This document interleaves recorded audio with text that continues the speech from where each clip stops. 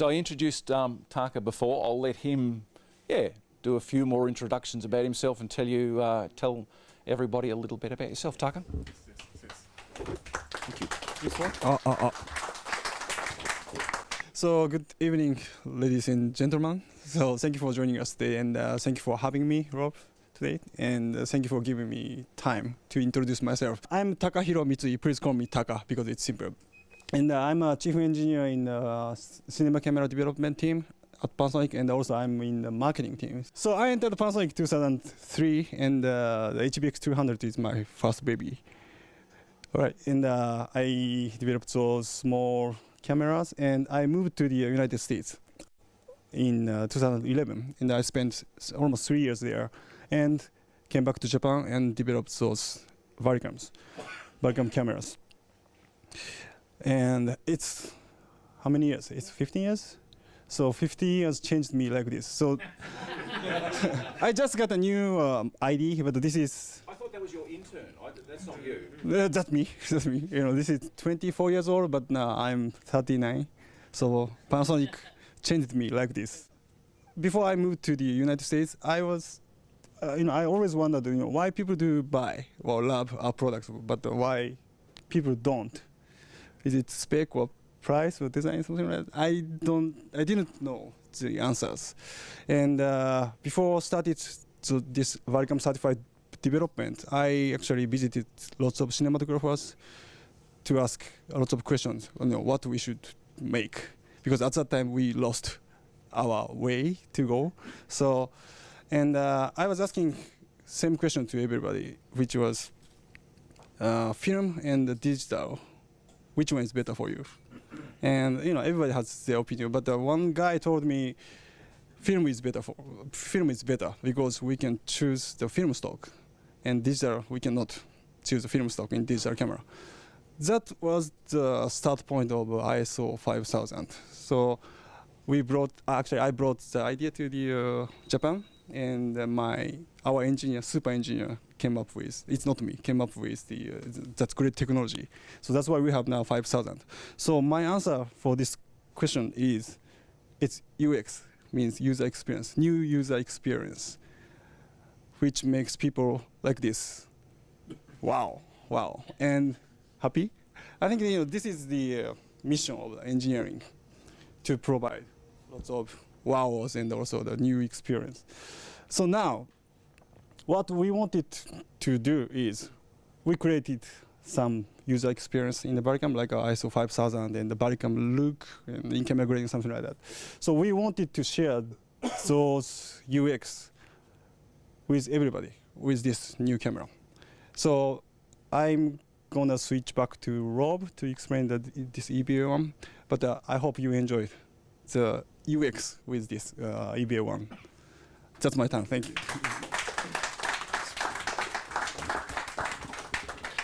We're very lucky to have Taka. Prior to Taka, when we go back 10 years ago to the Varicam days, we had another Taka, a little bit older, a little bit wiser. But look, the real plus with Taka is he listens. He's spent a lot of time, as I said, with users. And look, our factory's always produced, there's a lot of good people, a lot of really good engineers, and they produce a lot of good products. But we've got one here who really listens and really makes an effort to find out what the world wants, and really leaves no stone unturned. And it's great that it's not forced upon him. He seeks these people out and talks to you guys because he wants to. So thank you, Taka. Okay, so the EVA1, it is a mini Varicam. We're not calling it a Varicam because it hasn't got the same Varicam sensor. They're Varicams. This is a mini Varicam. It's a baby Varicam. And as Taka said, it's an attempt to sort of give you a lot of what's come out of the last 2 or 3 years of development with the Varicam in an affordable, lightweight package. And we've called it the EVA1. There was a lot of talk about what its name was going to be, and there is a story behind this name, EVA1. I won't go into that now, but there is a story. Brand new sensor from the ground up, and as I said, it is a Panasonic sensor. It's been developed by the same team who gave us the sensor in the Varicam 35. It's a 5.7K. And that 5.7K was chosen very, very specifically. We sort of looked at the possibility of this being an 8K camera, but by the time you look at the size of an actual photo sight and an 8K sensor, you're talking a tiny, tiny, tiny sensor. And there's big differences between noise, dynamic range, depending on the size of that sensor. So it's a bit of a battle in terms of giving you the highest resolution, but also giving you something that's workable in low light, that's a sensitive camera, and also maintaining that dynamic range. So the 5.7 was a compromise between ultra resolution and keeping the look and feel of this in terms of low light and in terms of dynamic range. It does incorporate the same dual ISO sort of analog switching that we've got with the Varicams. It's same base as 800, second base is 2.5. It's not 5,000. And primarily the reason it's not above 2,500 is because of the photo sight size. If it was lower res, we could have given you more than 2.5. But 2.5 is still over a stop in terms of, extra light, again, for next to no compromise in terms of low light performance, in terms of noise level. We do have some shots on the EVA1 which I'll roll for you shortly. Same look, same feel. This was the overriding goal when the guys put together the EVA1. It's got to be able to match, and that was one of my first questions to Taka quite a while ago. Will it match an LT of 35? And he said, yes, it will. And the experience we've had with the camera so far proves that out 100% in terms of its look and feel. It's a Varicam. It won't be as good in low light as a Varicam. It won't give you quite the same dynamic range as a Varicam, but it'll come really, really, really close. I won't go too much into this, but we've got a lot of different frame rates. We've got up to, so in 2K HD, we can go up to 240 frames. We've got some stuff that was shot at 120, and that looks really, really clean. We're really, really happy with that so far. The two cameras we've got here tonight, they're still prototypes. On the tripod there, that was one of the first engineering samples that came out a couple of months ago, and on the bench there, that's a pre-production sample. Manufacturing of the EVA1 is literally happening as we speak. They are running the factory for the first time in a long time, 24/7, so they're churning these things out at a rate. The demand for this camera has been absolutely unprecedented. We have never had in the history of the company in terms of back orders for camcorders, back orders at this sort of level. It's been overwhelmingly, positive, and the factory is very, very happy. In terms of resolution, this was a test that Taka's team just did recently, and this is fair income. This is not doctored in any way, shape or form, and normally I don't like showing things like this because they can always be viewed with a certain degree of scepticism. But when this is released, you'll be able to do this side-by-side test and you will see this. That another very popular camera just sort of cannot resolve anywhere near 2,000 lines, sort of around 1,500 lines. Very, very clearly we can resolve 2K out of the EVA1. So very, very big difference between this and our competitor's camera. We still run 14 stops. We quote 14.5 on the Varicams. There is a difference, but we'll be able to apply the same LUT to EVA1 footage as we can to the Varicam footage, and across that 14 stops, it will match, it will suit the EVA1 footage.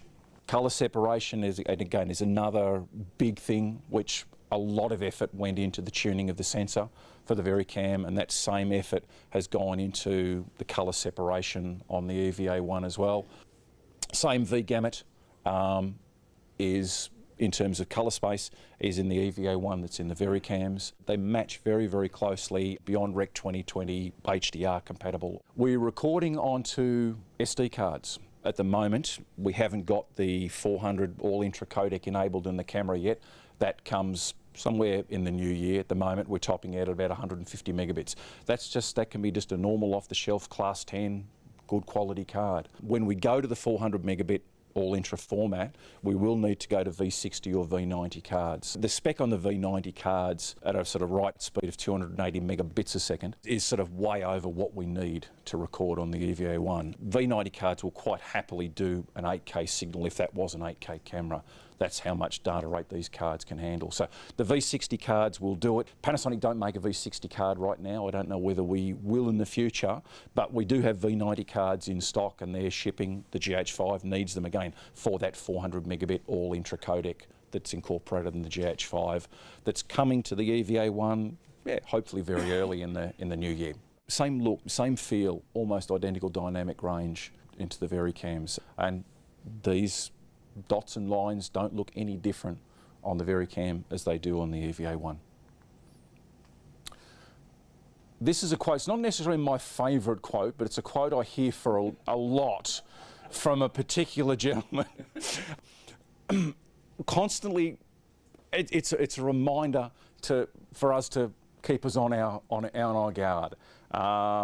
Don always opens with this, so Don, I thought I'd stole your thunder. You'll have to come up with a new line. But no, look, it's good. If someone gives Don a better camera than a Varicam, he'll shoot with it. He'll walk away from the Varicam. And look, I respect that, and I respect his independence in that matter. As I said, we were on the set of Sasha's film Lieber last night. And again, to see this man working and the energy and enthusiasm is just stunning. And given that Lieber is a no-budget film, there was a lot of all hands on deck, and a lot of work was being done. So look, I'll hand over to Don now. I wanted Don to talk about Ali's wedding a little bit, and then Don and Sasha will talk about Lieber and sort of contrast codecs between codecs, just to give you a feel for what these guys have achieved. Actually, do you want to see a clip? Do you want to, just to break this up a bit before we do launch into this, do you want to have a look at a couple of clips from the EVA1, or do you want to leave those to the end? Clips or leave them to the end? Clips? Righto. Okay, good.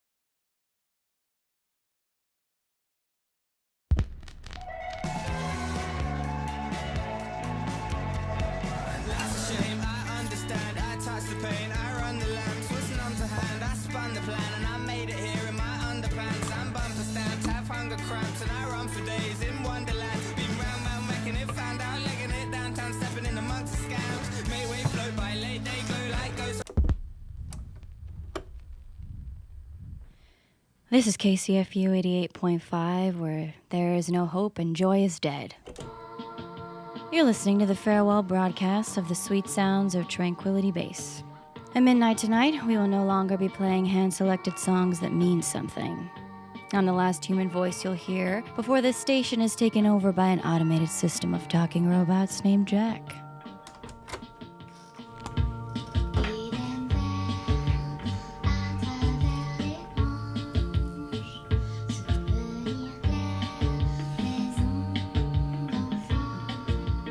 Hey, baby. About this box. Well, this ain't the girl I raised. It's exactly the girl you raised, Dad. So what was it? I played too much MC5 at nap time? Yeah, that probably didn't help. Well, hell's bells, darling. This is all a bit much. I was always a pacifist. You were an anarchist. Pacifist anarchist. Don't you think it's about time for you to leave?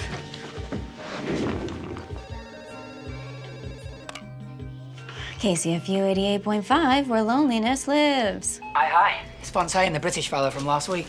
Who? Are we still on for tonight? Hey. On for what? You got change for 100? Sorry, British guy. I don't remember you, and I don't know what you're talking about.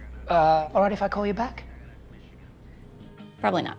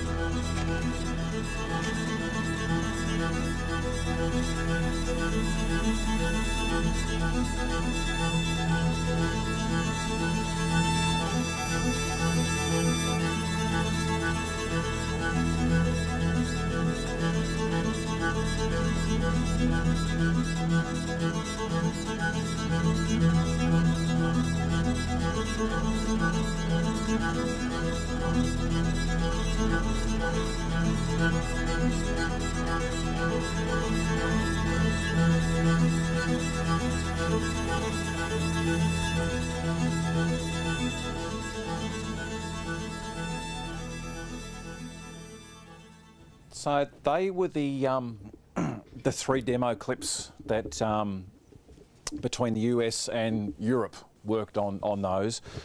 They're not necessarily the normal sort of demo clips that we've done in the past. So the brief really was to the directors to, something different to really challenge the camera. There is some shots in some of the sequences which probably push the camera beyond its breaking point. Those three clips were shot on some of the earliest versions of prototype firmware that the factory had going back 2 or 3 months ago. The camera's performance has actually come a long way since those were filmed. We released those on YouTube, then on Vimeo about a month ago, and unfortunately especially the YouTube ones the YouTube compression didn't they treated them a little bit savagely. So they certainly look a lot better playing back off the Inferno, off the high-res MOVs on the nice new OLED there. So we can roll those later if you want to come and do some pixel peeping and have a good look at it. But it'll give you a bit of a flavour for what the camera's capable of and where we're going with it. We will show you a couple, Sasha will show you a couple of EVA1 shots and a great drone shot that was shot yesterday. So we will show a bit more footage, and some of Sasha's Libre footage we're going to do a bit of a live grade on. So, okay, any more questions before I throw over to Don?